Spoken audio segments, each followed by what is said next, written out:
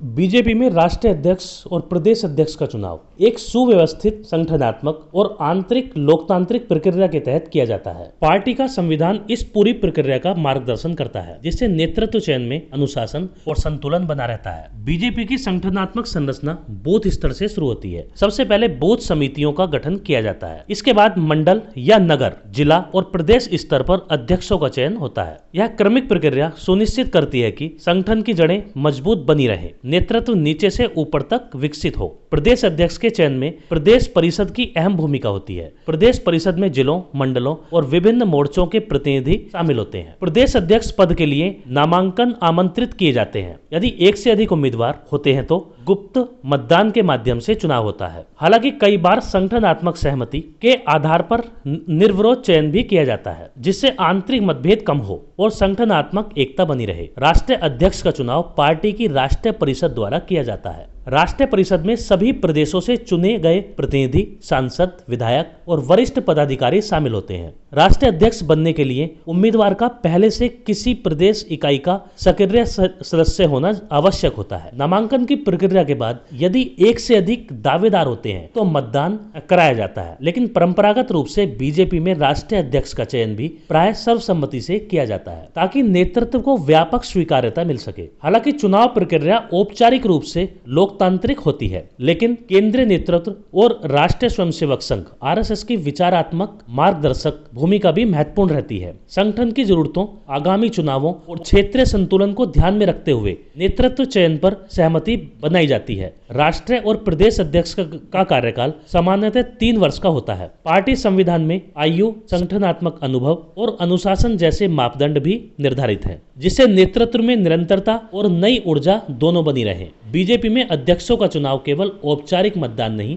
बल्कि संगठनात्मक परंपरा, अनुशासन और सामूहिक सहमति का परिणाम होता है। यही कारण है कि पार्टी अपने नेतृत्व चयन के माध्यम से संगठनात्मक मजबूती और राजनीतिक स्थिरता बनाए रखने का प्रयास करती है। भारतीय जनता पार्टी भारत की प्रमुख राजनीतिक पार्टी है, जिसकी स्थापना राष्ट्रवादी विचारधारा और सांस्कृतिक राष्ट्रवाद के सिद्धांतों पर आधारित है। यह पार्टी आज देश की सबसे बड़ी राजनीतिक शक्ति मानी जाती है। भारतीय जनता पार्टी की स्थापना 6 अप्रैल 1980 को की गई थी। इसकी स्थापना से पहले 1977 में जनता पार्टी बनी थी, जिसमें भारतीय जनसंघ भी शामिल था। वैचारिक मतभेदों और आंतरिक संघर्षों के कारण जनता पार्टी टूट गई, जिसके बाद पूर्व जनसंघ नेताओं ने एक नई राजनीतिक पार्टी के रूप में भारतीय जनता पार्टी का गठन किया। अटल बिहारी वाजपेयी इसके पहले राष्ट्रीय अध्यक्ष बने। पार्टी का मूल वैचारिक आधार पंडित दीनदयाल उपाध्याय के एकात्म मानववाद और अंत्योदय के सिद्धांत पर है। आरंभिक दौर में पार्टी को सीमित राजनीतिक सफलता मिली, लेकिन समय के साथ इसका जनाधार तेजी से बढ़ा। स्थापना के बाद से अब तक बीजेपी के कई राष्ट्रीय अध्यक्ष रहे हैं, जिन्होंने अलग अलग दौर में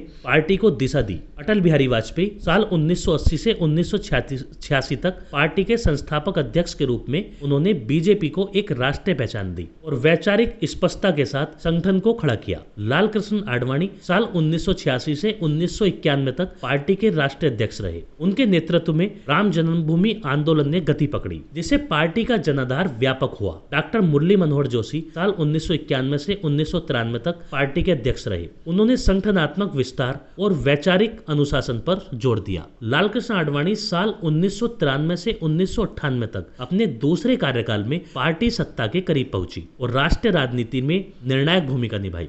कुशाभाऊ ठाकरे साल 1998 से 2000 तक रहे। संगठन को मजबूत करने और कार्यकर्ताओं से जुड़ाव बढ़ाने में उनकी भूमिका महत्वपूर्ण रही। बंगारू लक्ष्मण साल 2000 से 2001 तक रहे। वे पार्टी के पहले दलित राष्ट्रीय अध्यक्ष बने, जिससे सामाजिक समावेशन का संदेश गया। जना कृष्णमूर्ति साल 2001 से 2002 तक राष्ट्रीय अध्यक्ष रहे। उन्होंने पार्टी को स्थिर बनाए रखने का प्रयास किया। एम वेंकैया नायडू साल 2002 से 2004 तक रहे। एनडीए शासन के दौरान पार्टी और सरकार के बीच समन्वय पर जोर दिया। लाल कृष्ण आडवाणी साल 2000 से 2005 तक रहे। 2004 से 2005 तक रहे। चुनावी हार के बाद उन्होंने पार्टी को पुनर्गठित करने की कोशिश की। राजनाथ सिंह वर्ष 2005 से 2009 तक पार्टी के अध्यक्ष रहे। उन्होंने संगठन को नई ऊर्जा दी और पार्टी को विपक्ष में मजबूत किया। नितिन गडकरी साल 2009 से 2013 तक रहे। उनके कार्यकाल में संगठनात्मक ढांचे में सुधार हुआ। राजनाथ सिंह साल 2013 से 14 तक रहे। नरेंद्र मोदी को प्रधानमंत्री पद का चेहरा घोषित करने में उनकी अहम भूमिका रही। अमित शाह वर्ष 2014 से 2020 तक रहे।